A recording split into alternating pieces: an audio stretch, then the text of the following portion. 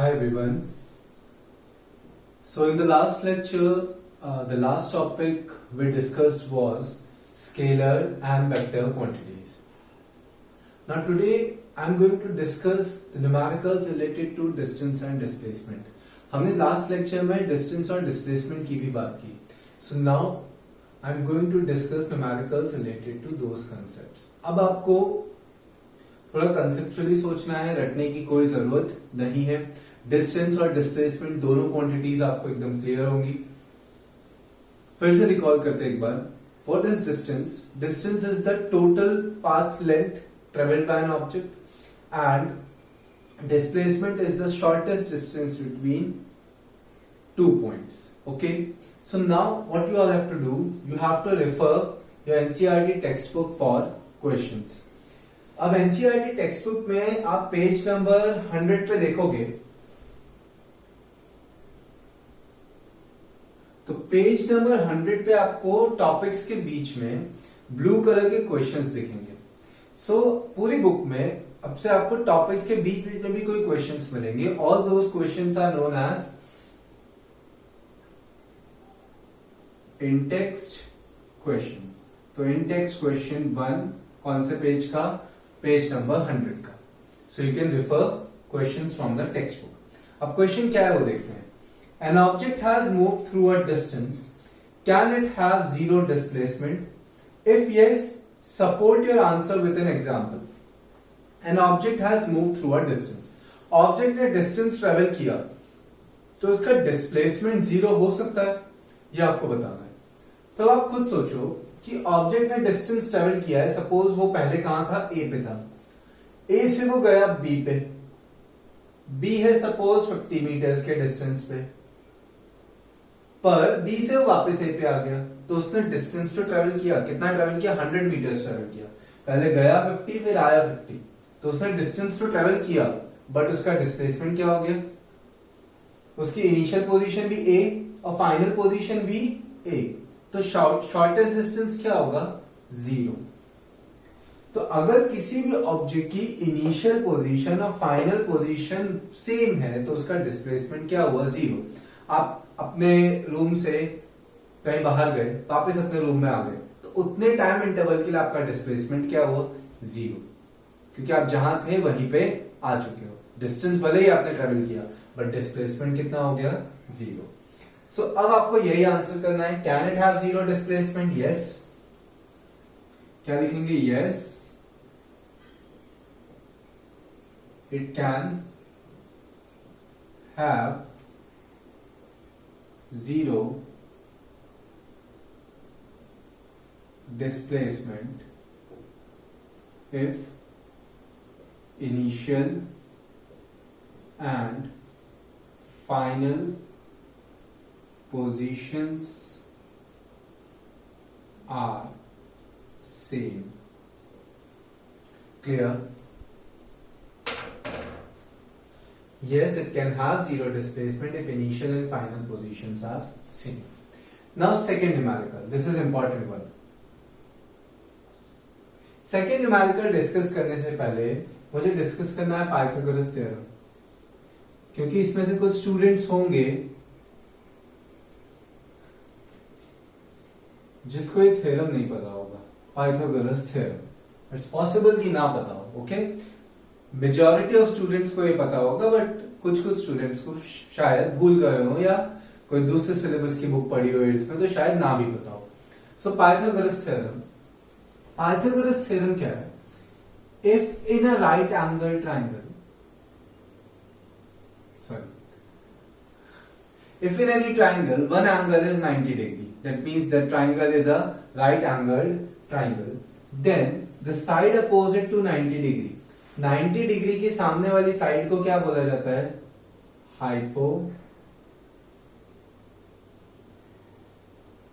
Hypotenuse बोलते हैं. क्या बोलते हैं? Hypotenuse.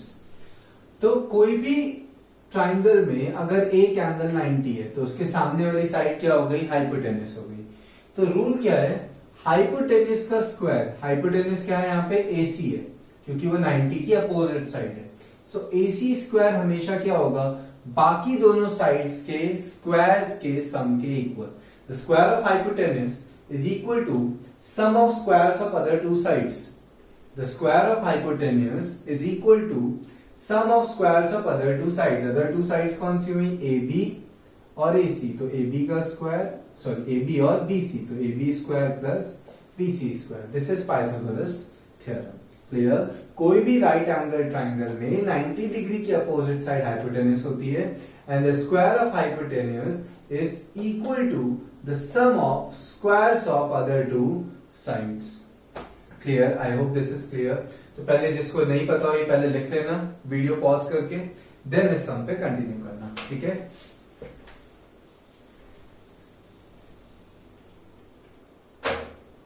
Okay, now question 2. Question 2 में दिया है a farmer moves along the boundary of a square field of side 10 metre in 40 seconds. Suppose this is a square field A B C D. A farmer moves along the boundary of this square field of side 10 meters. Square में सारी sides तो क्या होती हैं? Same ही होती है.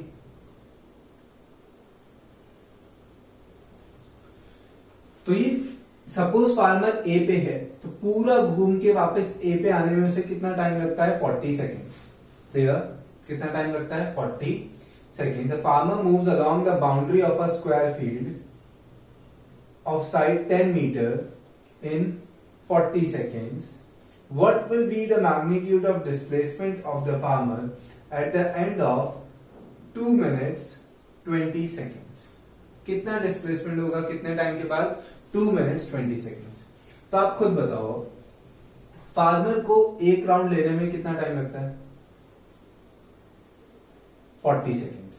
तो अगर मैं बोलूं कि फार्मर ने 80 सेकेंड्स के लिए ट्रेवल किया तो 80 सेकेंड्स में वो कितने राउंड्स करेगा? 2 राउंड्स करेगा. क्लियर? अगर 40 सेकेंड्स में एक राउंड कर रहा है वो स्क्वायर फील्ड का तो 80 सेकेंड्स में कितने करेगा? ऑब्वियसली 2. 120 सेकेंड्स में 3. तो हम क्या कर रहे हैं? ये एग्जांपल लेने का मतलब क्या, हम क्या कर रहे हैं? डिवाइड कर रहे हैं. तो आपको ये फाइंड करना हो कि नंबर ऑफ राउंड्स कितने किए उसने. उसके लिए क्या करेंगे? टोटल टाइम को 40 सेकेंड से डिवाइड करेंगे. अब ये क्यों कर रहे हैं? बिकॉज हमें क्या फाइंड करना है? डिस्प्लेसमेंट फाइंड करना है. डिस्प्लेसमेंट के लिए हमें 2 चीजें चाहिए, इनिशियल पोजीशन और फाइनल पोजीशन.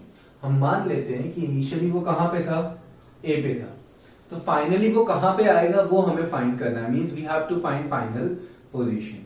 तो आपको यहां पे क्या दिया है? Time taken to complete 1 round. कितने टाइम दिया है? 40 सेकेंड्स में एक राउंड कंप्लीट होता है. क्लियर? टोटल टाइम आपको कितना दिया है? 2 minutes 20 seconds. 2 minutes and 20 seconds. Units should be SI units. Okay, so you have to convert this 2 minute 20 seconds into seconds. So 2 minute 20 seconds, 2 minute मतलब 120 seconds. 120 seconds और 20 seconds कितने हो जाएंगे? 140 seconds. I hope this is clear. तो एक round 40 seconds में cover होता है पर वो कितने टाइम के लिए ट्रेवल करता है? 140 seconds के लिए. तो मैंने बताया आपको क्या करना है, नंबर ऑफ राउंड्स निकालने के लिए टोटल टाइम और 40 seconds को क्या करना है? डिवाइड करना है. Therefore, number of rounds will be 140 by 40. 14 by 4 means 3.5. आप कर सकते हो. कितने राउंड्स करे फार्मर ने? 3.5. अब हमें पता चल गया कि वो कितने राउंड्स कर रहा है? 3.5. अब हमें इनिशियल पोजीशन और फाइनल पोजीशन देखना है. तो हम क्या सपोज कर लेते हैं? Suppose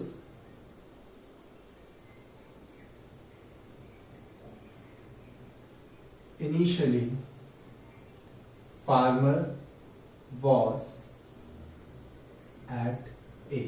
फार्मर कहां पे था? इनिशियली ए पे था. तो 3.5 राउंड्स के बाद वो कहां पहुंचेगा?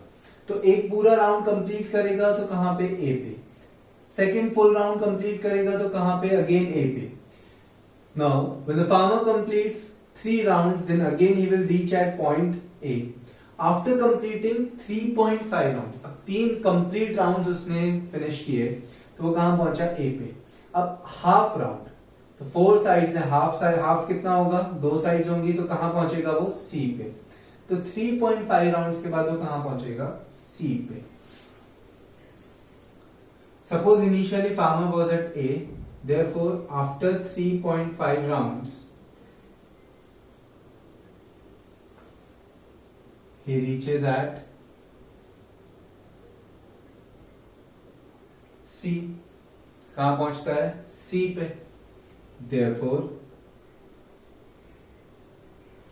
displacement कितना होगा. अब आपके पास इनिशियल पोजीशन भी है, फाइनल पोजीशन भी है. डिस्प्लेसमेंट कितना होगा, तो उसके लिए इनिशियल पोजीशन और फाइनल पोजीशन के बीच में स्ट्रेट लाइन ज्वाइन कर देनी होती है. तो डिस्प्लेसमेंट कितना होगा, शॉर्टेस्ट डिस्टेंस क्या है, ए और सी के बीच में, AC. डिस्प्लेसमेंट क्या हो गया आपका, AC. अब बात है इसको फाइंड करना है आपको. सो स्क्वायर में सारे एंगल्स क्या होते हैं, 90 है, तो ये भी 90 है.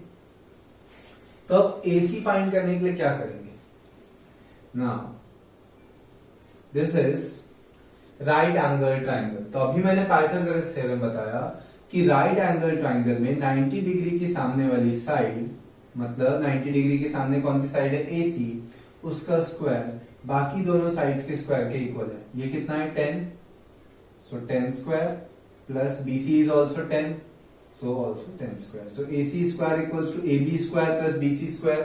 अभी बताया था आपको AB की वैल्यू कितनी थी, 10. BC की वैल्यू भी कितनी थी, 10. Now what is 10 square? 100. What is 10 square again? 100. कितना आ गया, 200. 200 को क्या लिख सकते हो आप, 2 into 100.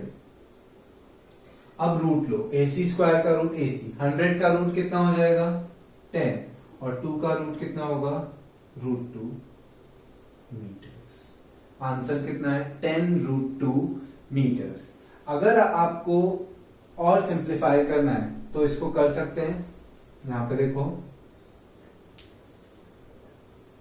√2 की वैल्यू होती है, जो आपको याद ही रख लेनी है, कितनी होती है, 1.41.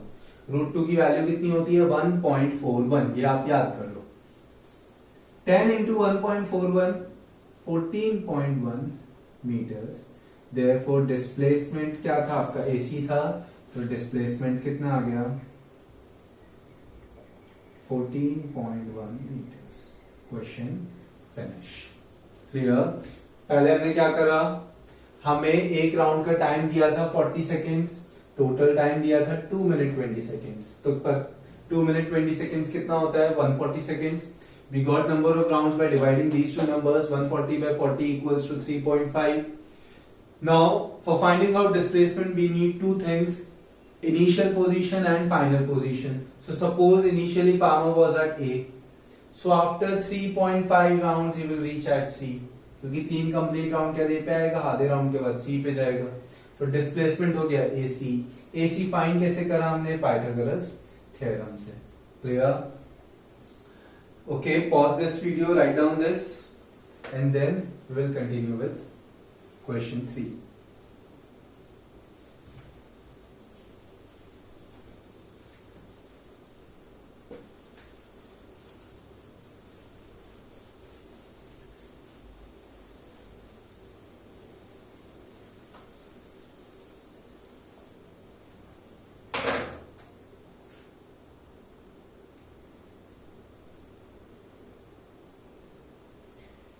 Question number 3. Which of the following is true for displacement? Question number 3, first part. Which of the following is true for displacement? Okay. आपका फर्स्ट क्वेश्चन है, can not be 0. False. Displacement 0 हो सकता है. डिस्प्लेसमेंट अभी हमने देखा था कि अगर इनिशियल पोजीशन और फाइनल पोजीशन सेम है, सो डिस्प्लेसमेंट कितना था, 0 था. तो ये भी क्या हो गया, false. Second, its magnitude is greater than the distance traveled by the object. Displacement का मैग्नीट्यूड डिस्टेंस से ज्यादा पॉसिबल है, देखते हैं. सपोज ए से बी है 70 मीटर्स, बी से सी है 40 मीटर्स.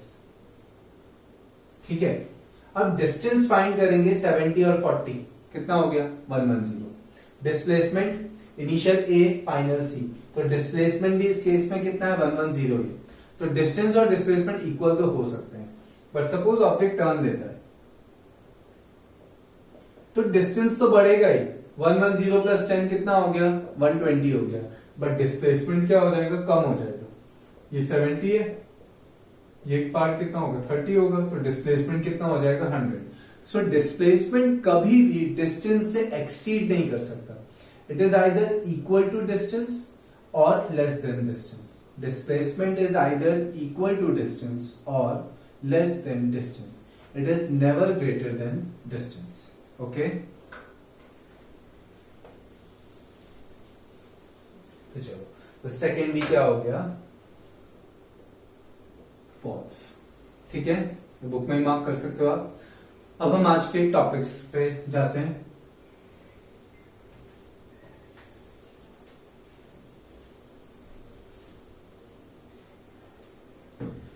तो आज का अब न्यू टॉपिक है speed. We studied two quantities, we studied distance, we studied displacement, we solve numericals related to those concepts. अब बात करते हैं एक नई क्वांटिटी की, which is speed, which is denoted by v, small v.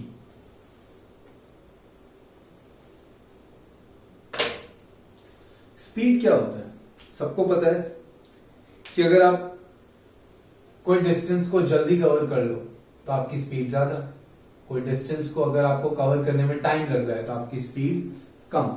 So what is speed? The rate at which distance is covered. The rate at which distance is covered. हम कितना जल्दी या कितना स्लो डिस्टेंस को cover करते हैं उसको क्या बोलते हैं, स्पीड बोलते हैं. So the rate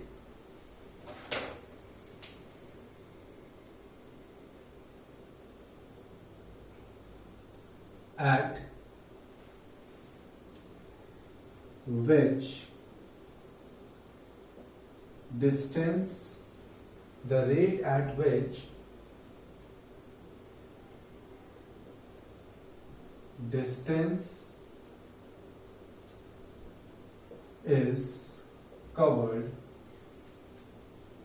is known as speed. The rate at which distance is covered is known as speed. तो speed क्या हो गया, is known as speed. So speed क्या हो गया आपका, distance divided by time. Speed क्या हो गया आपका, distance divided by टाइम. अब बात करते हैं rate at which distance is covered means distance per unit time. तो स्पीड का फॉर्मूला क्या बनता है, speed is equal to distance upon time. Rate का मतलब क्या होता है, पर यूनिट टाइम. तो रेट जब भी आए तो टाइम से क्या करना है, आपको डिवाइड करना है. तो स्पीड का फॉर्मूला आ गया डिस्टेंस पर यूनिट टाइम. अब स्पीड को किससे डिनोट करते हैं, v से. डिस्टेंस को हम किससे डिनोट करते थे, s से. और टाइम को किससे डिनोट करते हैं, t से. तो हमारे पास एक फॉर्मूला आ गया v equals to s upon t. This is the formula for finding out speed. The rate at which distance is covered is known as speed. Speed का फॉर्मूला क्या हो गया, distance upon time, and v is equals to s upon t. ये symbolically. अब बात करते हैं इसकी यूनिट की. सिंबल उसको कैसे डिनोट करोगे वो होता है. यूनिट क्या होता है, किस में मेजर करोगे. तो आपने व्हीकल्स में देखा होगा कि स्पीड मेजर होती है किलोमीटर पर आवर में. ठीक है, बाहर स्पीड मेजर होती है माइल्स पर आवर में। अभी हम बात करें एसआई यूनिट की। तो एसआई यूनिट के लिए स्पीड की यूनिट, सॉरी डिस्टेंस की यूनिट क्या होती है? SI unit metre. टाइम की एसआई यूनिट क्या होती है? सेकंड। तो यूनिट क्या आ गई? Metre per second. Clear? What is the unit of time over here? Metre per second. समझ आ गया? Sorry, what is the unit of speed over here? Metre per second. अब ऐसे लिखने की जगह आपसे आप कैसे लिखोगे? मीटर। 1/x का मतलब क्या होता है? x रेज टू -1 होता है। क्लियर? वैसे ही अपॉन s का मतलब क्या हो गया? s raise to -1। Metre per second क्या लिखेंगे? ms raise to -1। समझ आ गया इतना? अब देखो, आपको एक और कंसेप्ट बताना है मुझे कि सपोज मैं बोलूं one object is over here,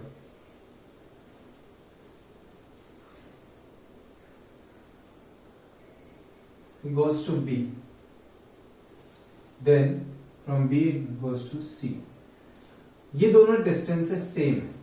अब मैं बोलूं कि अगर A to B वो 40 की स्पीड से गया है और B to C वो 60 की स्पीड से गया है, and you are asked to find the average speed. आपको क्या फाइंड करना है? Average speed. तो क्या करेंगे? आप लोग सोचोगे एवरेज का मतलब होता है ऐड कर दें 60 + 40 divided by 2, 100 divided by 2, answer आ जाएगा 50, जो कि एकदम गलत है। इसमें एवरेज का कंसेप्ट लगाना नहीं। तो एक और स्पीड में आपको कंसेप्ट याद रखना है, that concept is one more concept you all have to remember, and that concept is average speed. क्या कंसेप्ट है? Average speed. एवरेज स्पीड का सिर्फ फॉर्मूला याद रखना है, average speed whenever you are asked to find average speed. Speed हमेशा average ही निकाली जाती है, क्योंकि आप कोई भी डेस्टिनेशन पे जा रहे हो तो कांस्टेंट स्पीड से जाना प्रैक्टिकली टफ है। ठीक है, आप अपना व्हीकल स्टार्ट करोगे, वहीं से 0 से आपकी स्पीड होगी, और पूरे ड्यूरेशन में स्पीड ना चेंज हो वो थोड़ा इम्प्रैक्टिकल हो जाता है। सो एवरेज स्पीड का फॉर्मूला होता है total distance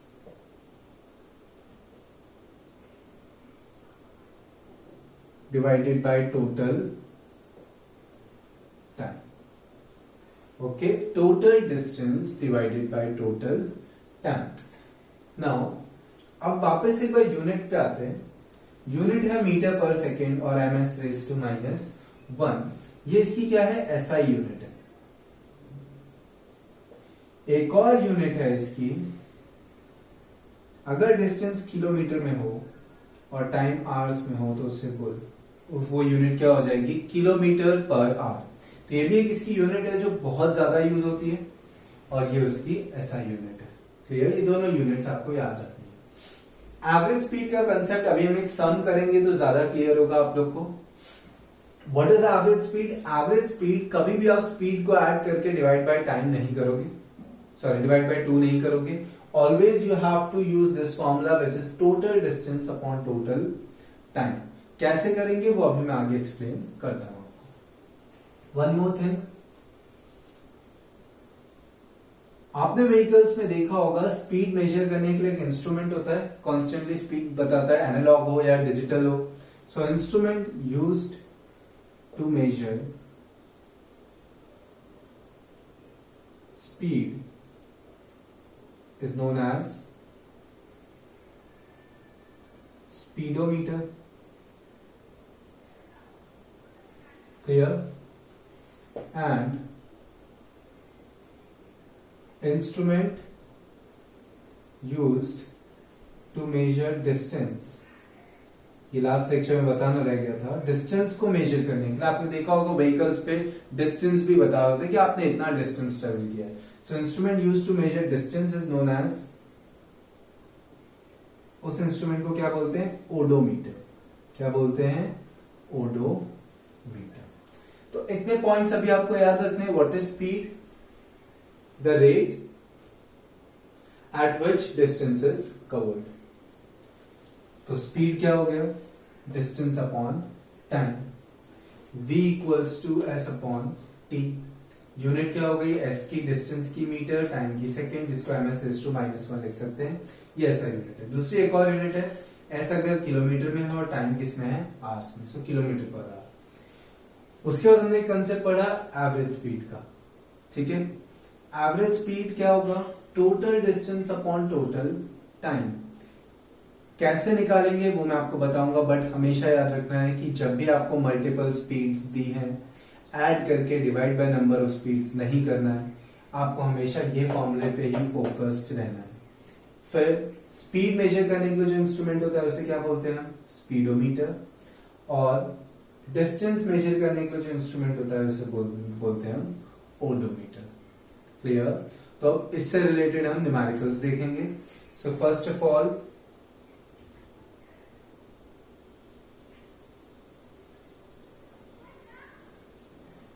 we will solve example number 8.1.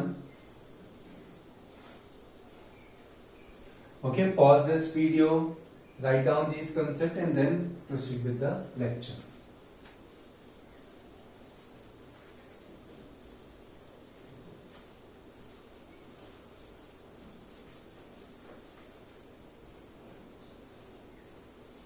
Okay, in your book on page number 101, page number 101. अब बीच में जो टॉपिक्स हैं, velocity, uniform motion, non uniform motion, वो हम आगे पढ़ेंगे. जैसे मैंने अभी एक टॉपिक पढ़ा, हमने एक टॉपिक पढ़ा स्पीड, तो पहले हम स्पीड से रिलेटेड न्यूमेरिकल्स देख लेते हैं जिससे कंफ्यूजन हो, देन हम वेलोसिटी पे आएंगे. क्लियर. तो ऐसा कंफ्यूज नहीं होना है कि ये टॉपिक बाकी रह गया है, वो टॉपिक्स भी कवर होंगे, बट जिस पैटर्न में, जिस फ्लो में मैं जा रहा हूं उसी फ्लो में आपको भी जाना है और उसी पैटर्न में आपको नोटबुक में भी लिखना है. तो स्पीड का न्यूमेरिकल अब देखते हैं. पेज नंबर 101 पे एग्जांपल देखोगे आप टेक्स्ट बुक में. So example 8.1. An object travels 16 meter in 4 seconds and then another 16 meters in 2 seconds. An object travels 16 meter in 4 seconds and then another 16 meter in 2 seconds. What is the average speed of the object? Object पहले distance travel करता है,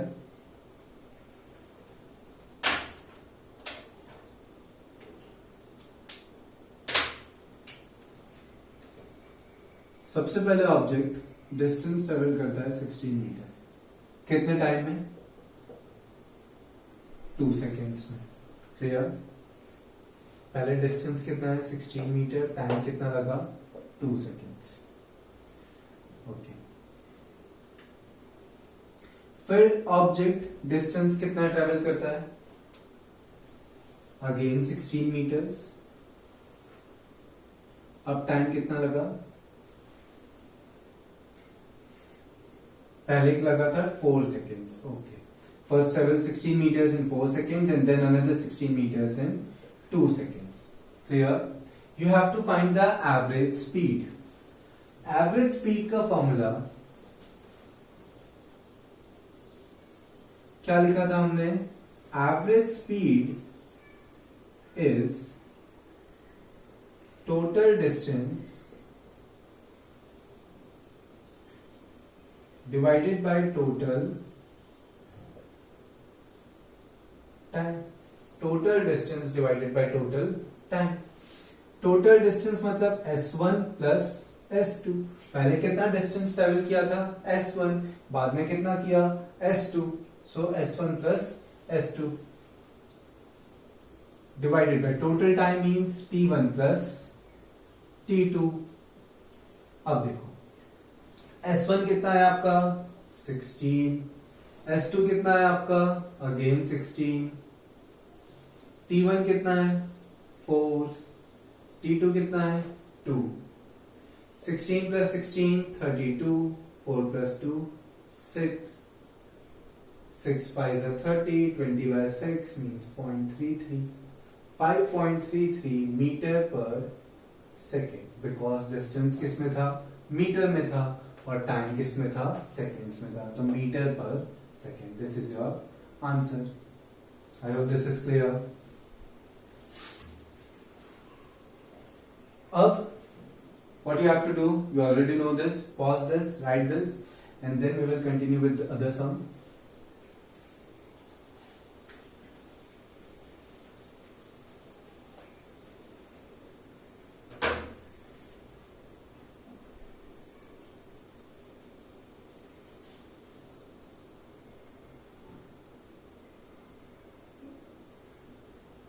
Okay. Example 8.2.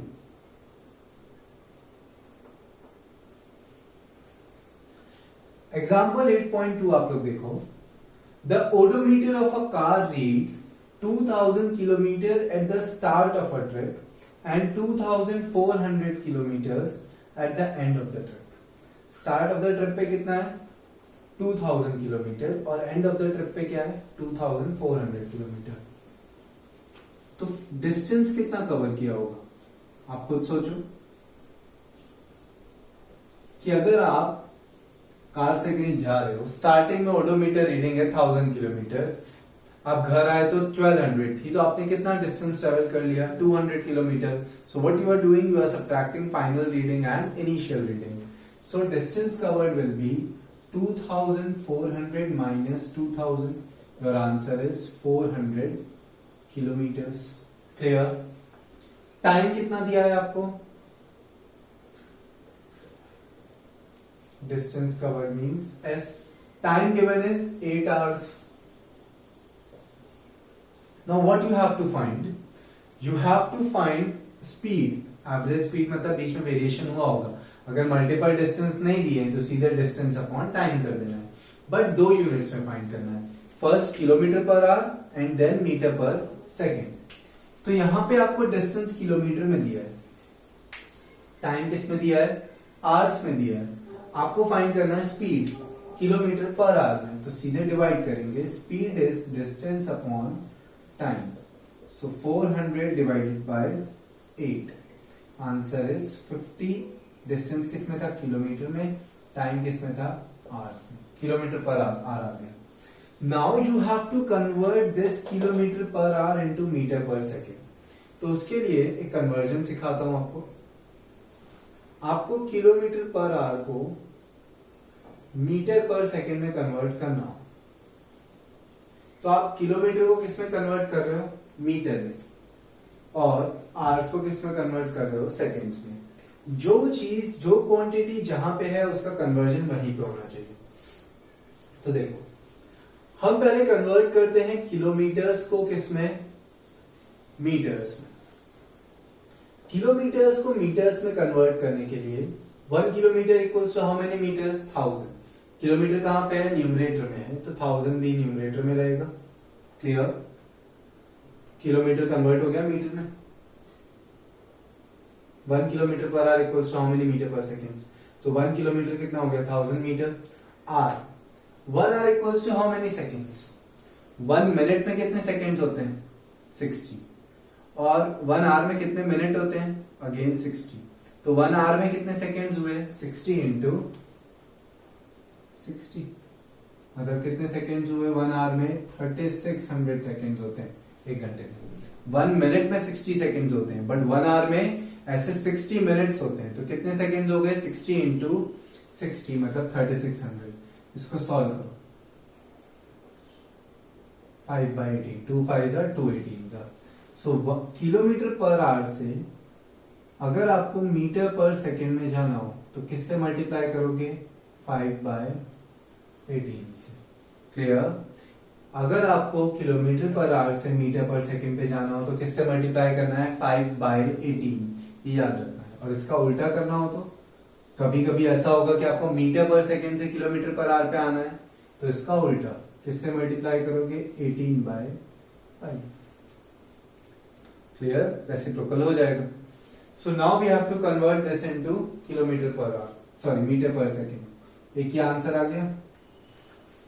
So v equals to 50 kilometre per hour आपको दिया है, इसको change करना है आपको मीटर पर सेकेंड में, तो 50 into 5/18 metre per second. Kilometre per our से मीटर पर सेकेंड पे जाना हो तो जो भी नंबर है उसको किससे मल्टीप्लाई करोगे आप? 5/18। देख लेते हैं इसका क्या आंसर होगा। 225 2 9 25 5 जा 125/9 9 1 जा 9 35 ठीक है 3 जा 27 8 तो 9 8 जा 72 13.88 मतलब राउंड ऑफ करके आप इसको 13.9 लिख सकते हो। आई hope this is clear. So this was your example 8.2। I hope this is clear. Distance cover किया था 400, टाइम लगा था 8 आवर्स, स्पीड हो गई distance upon time, so 400/8 your answer is 50। अब इसको हमने चेंज किया मीटर पर सेकेंड में। क्लियर? तो मीटर पर सेकेंड में चेंज करने से हमें आंसर मिला 13.8। अब आज के लेक्चर का एक लास्ट सम हम करेंगे।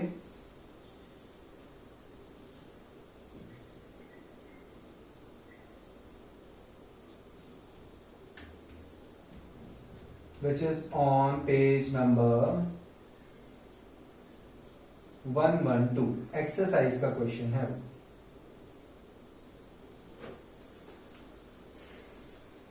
Okay, pause this, write this and then continue. सब एक साथ करने मत जाना। Write this also.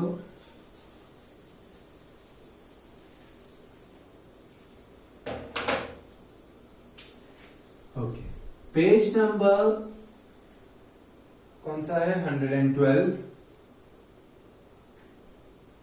Question number 3 exercise. Okay, question क्या है? Abdul while driving to school computes the average speed for his trip to be 20 kilometers per hour. On his return trip along the same route there is less traffic and the average speed is 40 kilometers per hour. What is the average speed of Abdul's trip? 40 अभी new editions में आप देखोगे तो वो correct हो गई होगी, वो 30 होगी। तो आप लोग की टेक्स्ट बुक्स में 30 दी होगी। क्लियर? तो मैं यहाँ पे 30 से ही सॉल्व करूंगा। 40 से सॉल्व नहीं करना है। जिन भी टेक्स्ट बुक्स में 40 है वो करेक्ट कर लो, क्योंकि न्यू टेक्स्ट बुक्स में ऑलरेडी चेंज हो चुका है। 40 से आया तो भी कर सकते हैं, बट जो टेक्स्ट बुक में चेंज हुआ है उसके अकॉर्डिंग ही हम जाएंगे।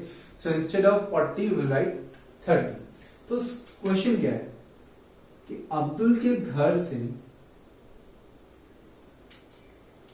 अब्दुल अपने घर से means Abdul from his house he reaches to school at a speed of 20 kilometers per hour.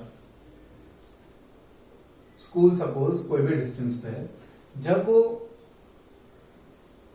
अपने घर से अपने स्कूल जाता है तो उसकी स्पीड होती है 20 किलोमीटर पर आवर, क्योंकि सुबह थोड़ा ज्यादा ट्रैफिक होता है।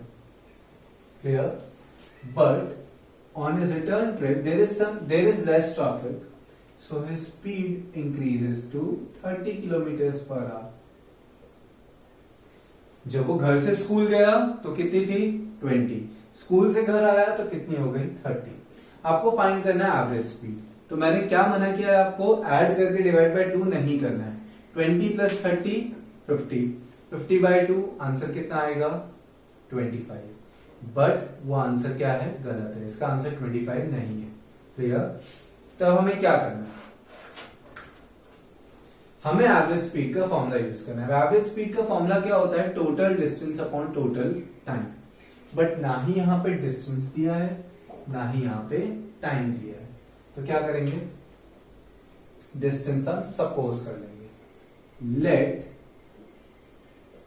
Distance between, I'm writing with black marker only, that will be visible. Let distance between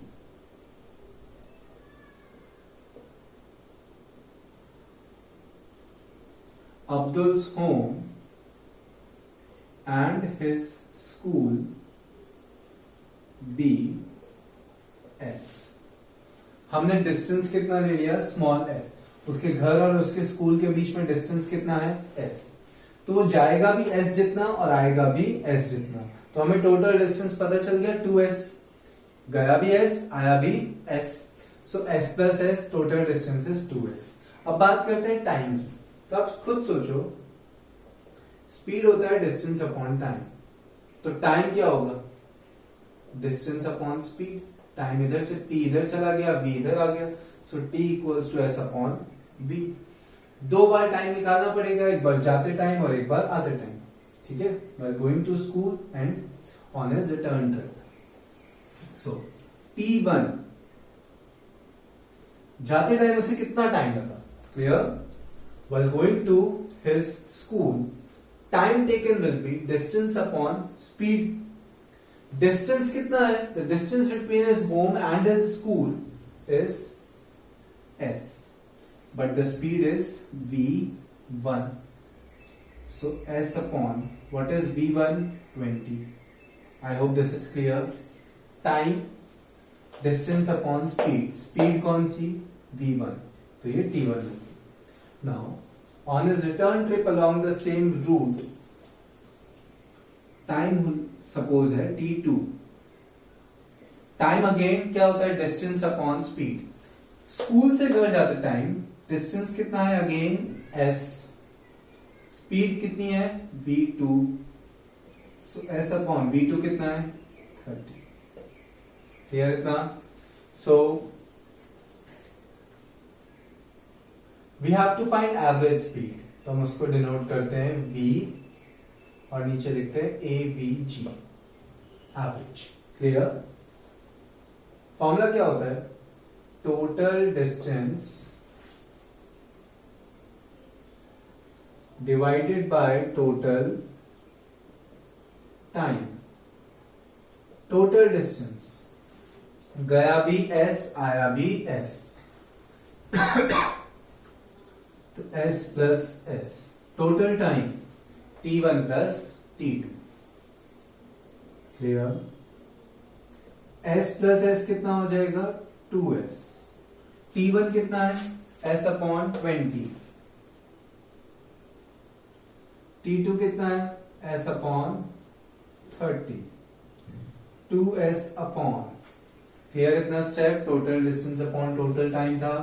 total distance will be s plus s, 2s।